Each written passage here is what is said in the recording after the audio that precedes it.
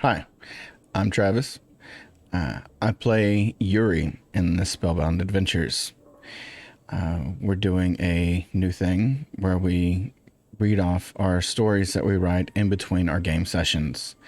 Uh, this one will be the end of our chapter for the Spellbound Adventures, and unfortunately, Yuri's last story. So I hope that you enjoy his story. It was really heartfelt. I put a lot of effort into it. So, Yuri's heart skipped a beat as he stood outside Ashai's bedroom, the towel loosely draped around his waist, whiskey bottle and glasses in hand. The physical exchange they had shared earlier still lingered in his mind, leaving a trace of desire in his veins. As he reached for the doorknob, his hand froze in midair, his attention drawn to an incoming call from Bill. Conflicting emotions tugged at his thoughts, torn between answering the call and stepping into Ashai's room, hoping they could continue where they had left off. Curiosity and a sense of responsibility won over his desire, and he reluctantly set the whiskey bottle and glasses down on the nearby table. With a sigh, he tapped the screen of his communicator, accepting the call from Bill. Yuri here. Bill starts off with a brief pause before saying, full of emotion and calmness, Yuri, it's been a pleasure serving with you in my book. You really are a member of the crew. Yuri pauses briefly, and the worry began to take over him at the sound of Bill's response that he had just given, and then replies, Bill, it's good to serve you too. What's going on? I'm just happy to be alive, buddy. Even more confused than before, Yuri replied, This come from nowhere, Bill. And the line of the communicator goes dead between Bill and Yuri. As the call dropped, Yuri glanced longingly at Ashai's door, the temptation still lingering in the air. But Yuri's heart raced with a mixture of concern and confusion as Bill's cryptic words echoed in his mind. Bill's message and emotional undertone in his voice sent shivers down Yuri's spine, leaving him with a sense of impending danger. His brows furrowed, and he gripped the communicator tight in his hand. The sudden disconnection from Bill only intensified his worry, leaving him feeling unsettled and vulnerable. His mind raced with questions, desperate for answers that just seemed out of reach. Taking a deep breath to steady himself, Yuri quickly attempted to reconnect with Bill, but the line remained silent and devoid of any response. A wave of unease washed over him as he realized something was gravely wrong. Ashai sat on the end of her bed, body relaxed, and her thoughts ran over her recent interaction with Yuri. She was surprised by how much she enjoyed it. Yuri actually put on a good show, she thought to herself. Although her encounter earlier had been at the request of her captain, Ashai couldn't deny the unexpected pleasure she had found in Yuri's touch. Ashai's amusement flickered across her face as she heard Yuri's muffled voice come through the closed door. An unexpected shiver ran down her spine and hinted at the lingering sensations from their earlier encounter, leaving her slightly intrigued by the effect that he had on her. Her curiosity piqued. Ashai pushed herself up from the bed, her movements fluid and graceful. She crossed the room, her steps silent against the floor, and reached for the doorknob. With a mischievous glint in her eyes, she swung the door open, revealing Yuri standing before her. A knowing smile tugged at the corner of Ashai's lips as she observed him, his presence filling the doorway. She leaned casually in the doorframe, her gaze meeting his with a hint of playfulness. Well, well, Yuri, she said, her voice laced with a teasing tone. It seems like you just couldn't get enough, huh? Yuri's weariness and concern, however, tempered the lightheartedness of the moment. A shy smile softened, and she peered into his eyes, seeing the confusion and concern. What's troubling you, Yuri? She asked, her voice now filled with genuine concern, as she had never seen this look on him before. Ashai grabbed Yuri by the wrist and pulled him into her room, closing the door behind him. Yuri just stood there for a moment, staring at her before speaking. Yuri, don't know what to make of Bilko. Why, Yuri? Maybe I can clear it up. As Yuri poured out the details of his brief conversation with Bill, Ashai's worry deepened, her eyes widening with a mixture of fear and determination. She knew the gravity of the situation, and her instincts kicked into high gear. Without wasting a moment, she rushed over to the inner communicator in the room. But before she could grab it, the room shook violently. Deafening sounds of explosions reverberated through the ship, sending shockwaves of panic through her. As she grasped for the communicator, the room suddenly lurched as the jettisoning process had initiated, launching their ship into the vast expanse of space and throwing Yuri and Ashai both to the ground, knocking them unconscious. They laid on the floor while the chaos outside unfolded. This segment of the ship had experienced catastrophic explosions, sending debris hurling in all directions. The violent impacts battered Ashai's section, causing severe damage to the hull and compromising the built-in support systems. The red alarm lights pulsed slowly in the room, causing an eerie darkness as blaring sirens pierced through the disorienting atmosphere. The damaged life support systems dropped the oxygen levels in the room. The artificial gravity unit failed, and the emergency lights dimly illuminated the chamber, casting an eerie glow over Yuri and Ashai's floating unconscious forms. After some time had passed, Ashai regained consciousness and found herself floating in the disorienting darkness of her room. She shook off the daze that clouded her mind, and the memories of the recent events had come rushing back. Her eyes scanned the room, and her gaze settled on Yuri's motionless floating body. Concern washed over her as she pushed herself off the wall, using the lack of gravity to navigate towards the dresser in her room. She reached for the bottom drawer, and as she opened it, various objects floated out, swirling into the weightlessness of the room. With a sense of urgency, she located a small rebreather and quickly placed it over her mouth, taking in precious breaths of filtered air as she had already felt a slight dizziness from the lack of oxygen in the space. Ashai mustered her strength and propelled herself forward towards Yuri's unconscious form, calling out his name. Yuri. Yuri. In an attempt to rouse him, Ashai gently maneuvered herself close to Yuri's floating body and slapped his face. She repeated the action several times, each slap growing more forceful, until finally Yuri stirred. His eyes fluttered open, revealing a mixture of confusion and disorientation. As Yuri regained his senses, his gaze met Ashai's concerned eyes. What happened?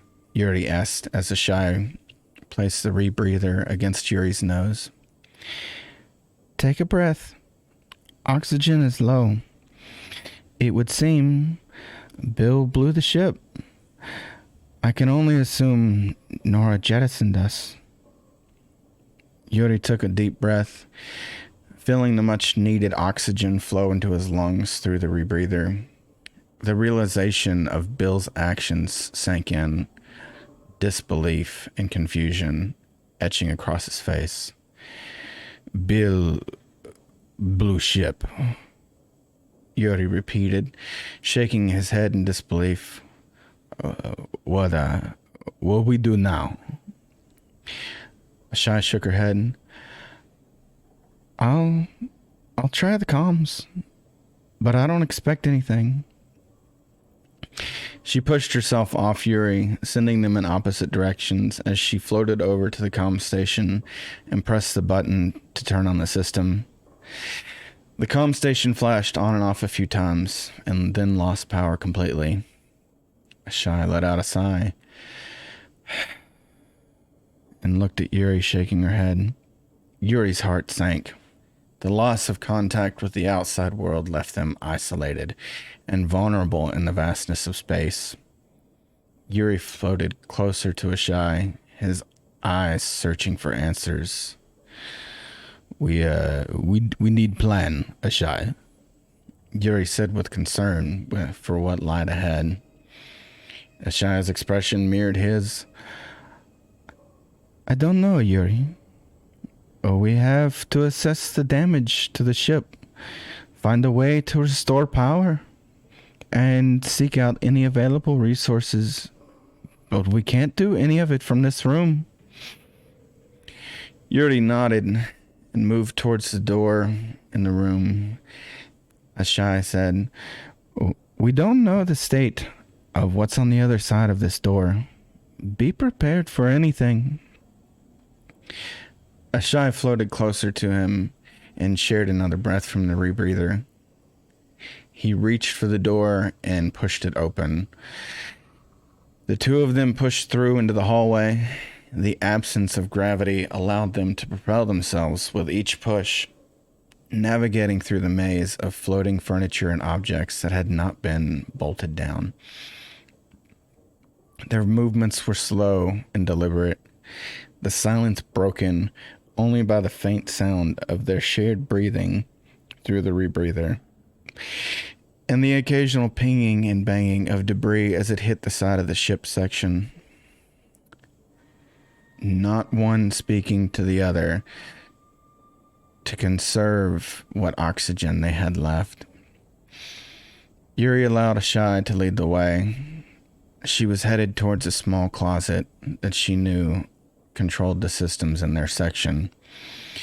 Slowly, they made their way to the end of the corridor and turned to cross the other side.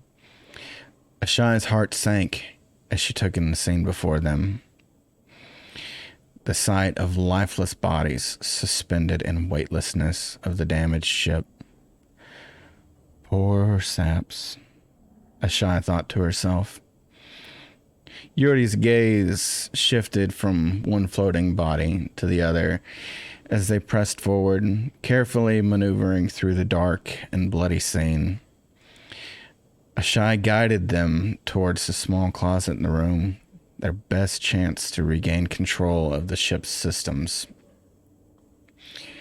As they reached the closet, Ashai reached out and grabbed a handle, pulling it open. Inside, the dim glow of emergency lights revealed the control panels and consoles. Working swiftly, Ashai began assessing the state of the systems. Her trained eyes scanned the displays for any sign of functionality. Yuri waited by her side, offering support and assistance whenever needed. After what felt like an eternity, Ashai's face lit up with a glimmer of hope. I've got some power. It's not much, but it's a start, she exclaimed, her voice filled with a mix of relief and determination. Yuri nodded, a spark of optimism igniting within him. Ashai grabbed his arm and nodded towards the direction they had come. She pushed off the wall and glided through to the open room, back towards the corridor. with Yuri close behind. Slowly, they made their way back down towards Ashai's room, past the bodies and debris. After several minutes, they made it back to the room and closed the door behind them. Ashai made her way over to the comm station and tried the power again. This time, the power turned on, and it stayed on. She flipped to the emergency broadcast channel and recorded. SOS. This is Ashai, first mate of the Void Bitch. Our ship has exploded, and our section has been jettisoned off. I and one other survivor need rescue. Please help. As Ashai finished the distress message, she hoped that someone would hear her and hear their plea for help. The comm station crackled with static as she waited anxiously for a response. But there was only silence. Damn these short-range comms. We'll be lucky if someone happens by us close enough to even catch them. Ashai said as a wave of frustration and worry washed over her. They waited anxiously for a response, their hearts pounding in their chests. Seconds turned into minutes. Minutes turned into hours. Nothing. Nothing but silence comes over the comms as her plea repeated over the airways every few minutes. Hours passed and the temperature dropped to freezing. Ashai's teeth chattered. Her skin was turning blue. She looked at the rebreather, noticing that it only had a few hours of air remaining. Things looked bleak, and Ashai began to cry. I didn't think it would end this way. Yuri reached out to Ashai and said, Yuri warned you. As he pulled her closer into his chest and wrapped around her as tightly as he could without crushing her. Her body instantly reacted to the fur and the heat that his body emitted. Her teeth chatter slowed and her body warmed. She looked up to Yuri and said, Thank you. Yuri looked down her and smiled. Ashai reached up to give him another breath. Yuri shook his head. No, Yuri fine. Big lungs. Yuri get what need. Ashai began to protest as the silence broke and a reply came in over the comm station. This is the Galactic Rescue Unit. We have received your distress signal. Help is on the way. Relief washed over Ashai and Yuri. Their efforts had paid off, and they could finally see a glimmer of hope in their dire situation. As the hours passed, Yuri remained vigilant, ensuring Ashai was safe and protected. As the time passed, the room grew colder until it had gone well below freezing. Yuri continued to hold on to Ashai tightly, using his own body heat to warm her. Eventually, the fatigue slowly caught up to the both of them. Ashai's eyes became heavy, and she fell asleep. As soon as Yuri noticed her sleeping, he strapped the rebreather onto her face and wrapped her in tightly, laying his head down on top of hers, almost cocooning her in a way around her small frame. The sound of their steady breaths and heartbeats filled the room, putting Yuri to sleep. The time seemed to blur as they remained locked in their slumber, unaware of the approaching rescue ship and the efforts being made to locate and save them. The harsh reality of their situation lingered, but in the cocoon of their embrace, they found temporary respite from their worries. Eventually, the sound of commotion and voices began to wake Ashai. Her eyes fluttered open. Her body no longer felt like it had been wrapped in a heating blanket, but instead felt cool. Not cold, but cool. In here, she yelled as the voices came closer. The door to the room slid open and the team entered. As Ashai became fully conscious, she slowly registered her surroundings. The sight of the rescue team and the sound of their voices confirmed that they had indeed been saved.